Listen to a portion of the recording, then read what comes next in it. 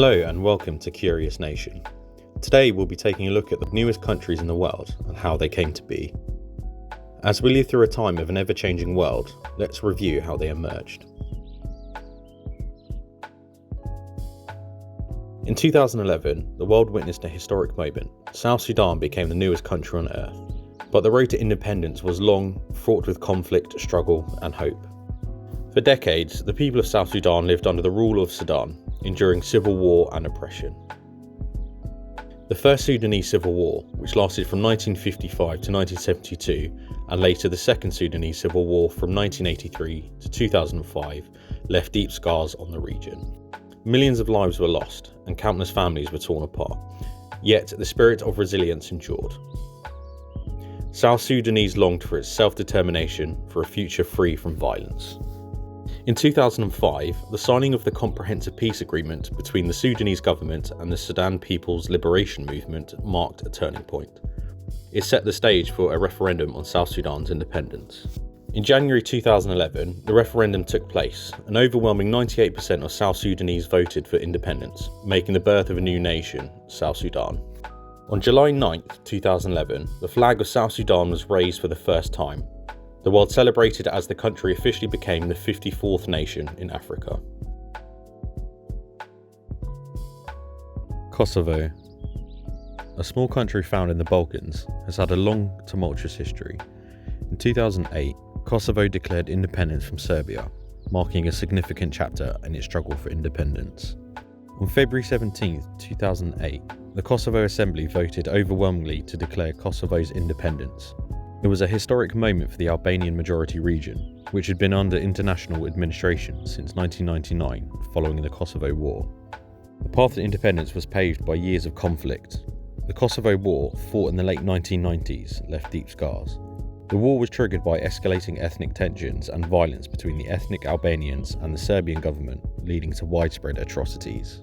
In 1999, NATO intervened and the United Nations took control of Kosovo, establishing a temporary administration.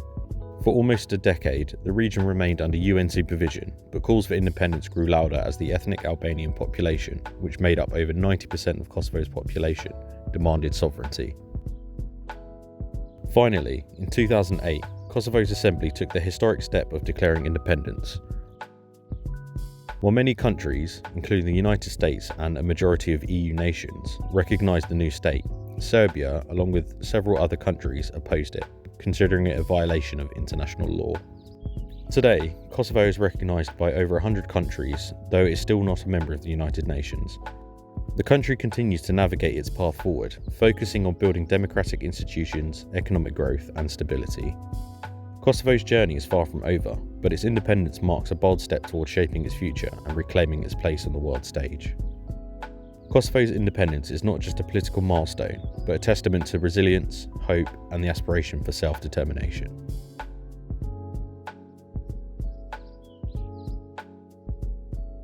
Nestled in the heart of the Balkans, Montenegro is a land of ancient history, breathtaking beauty, and resilience.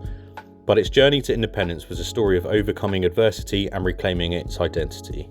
Montenegro was part of the former Yugoslavia, a federation that faced significant political turmoil in the 1990s. As Yugoslavia collapsed, Montenegro became part of the Federal Republic of Yugoslavia alongside Serbia. The region was torn apart by war, and Montenegro found itself at a crossroads. Despite the conflicts that engulfed the Balkans, Montenegro remained a peaceful republic, yet its people began to question their future. By the early 2000s, a growing desire for independence took root. In 2006, Montenegro held a referendum to decide its fate.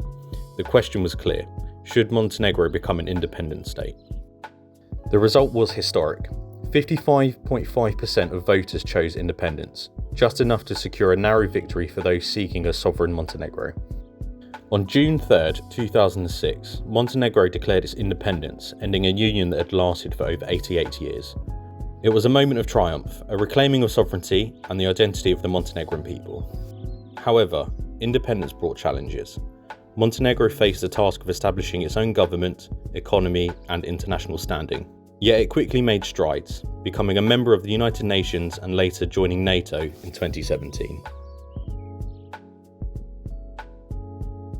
Serbia, a landlocked country in the southeast of Europe, has a rich and complex history of struggle and resilience. But one event stands out in the nation's journey: its path to independence. For centuries, Serbia was under Ottoman rule, with the empire controlling vast swathes of the Balkans. But in the early 19th century, a spark of rebellion was ignited. In 1804, the first Serbian uprising broke out. The Serbian people fought fiercely for their freedom, despite the overwhelming strength of the Ottoman Empire. Though the uprising was crushed in 1813, it set the stage for the future resistance. In 1815, a second wave of revolt emerged. This time, Serbia secured more autonomy, and by 1830, the Ottoman Empire recognised the country as a semi-independent principality. Serbia's independence continued to evolve, especially after the Balkan Wars and World War I. After the collapse of the Austro-Hungarian Empire in 1918, Serbia became a founding member of the Kingdom of the Serbs, Croats and Slovenes, later known as Yugoslavia. However, the 1990s brought turmoil. The breakup of Yugoslavia and the subsequent Yugoslav wars led to Serbia's position as a federal republic within the Federal Republic of Yugoslavia. In 2006, after years of political unrest, Serbia declared full independence.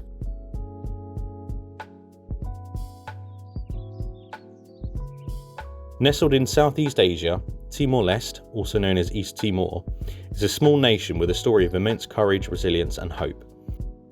Today, Timor-Leste celebrates not only its independence, but the enduring spirit of its people. For centuries, Timor-Leste was under Portuguese rule. The indigenous people lived under colonial policies that suppressed their culture and rights. But in the 20th century, their struggle for self-determination began to grow.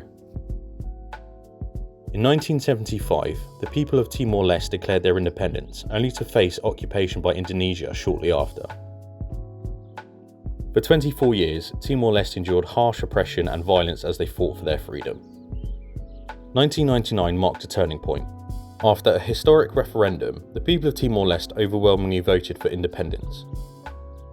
The international community, including the United Nations, responded, and peacekeepers arrived to help protect the people.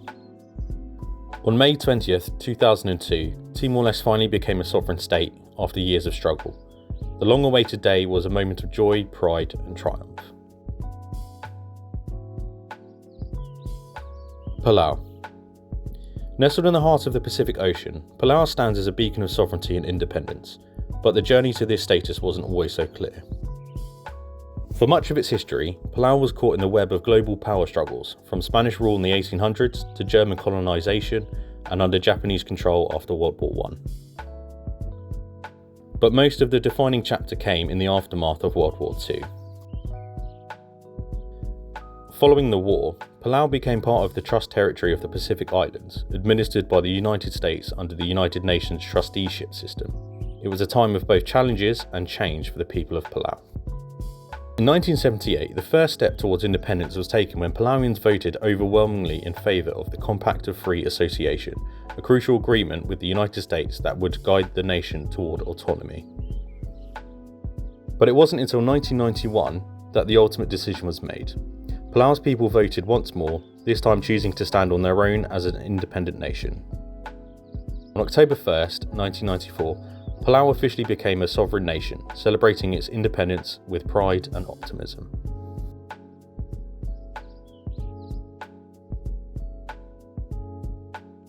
Eritrea, a country located in the Horn of Africa, has a rich history shaped by struggle, resilience, and the pursuit of freedom. But what many don't know is the long and painful journey it took to gain its independence. For over a century, Eritrea was caught in a battle for control. It was first colonised by Italy in the late 19th century.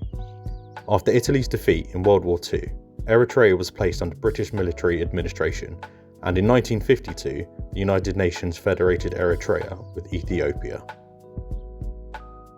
But what followed was far from peaceful.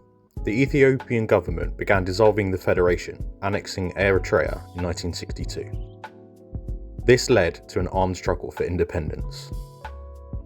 The Eritrean people rose up. They formed groups like the Eritrean Liberation Front and later the Eritrean People's Liberation Front, waging a long and bloody war for their freedom. For 30 years, the struggle was relentless. It wasn't just a battle for land, but for identity, self-determination and survival. The people of Eritrea faced overwhelming odds, yet their determination never faltered. In 1991, after years of fierce fighting, the Ethiopian Derg regime collapsed. Eritrean forces, along with Ethiopia's rebel groups, succeeded in overthrowing the government. The final victory for Eritrea's independence seemed within reach. In 1993, Eritrea held a UN-supervised referendum. Over 99% of voters chose independence, and on May 24, 1993, Eritrea was officially declared a sovereign nation. Thank you for joining us for a look at some of the newest countries in the world.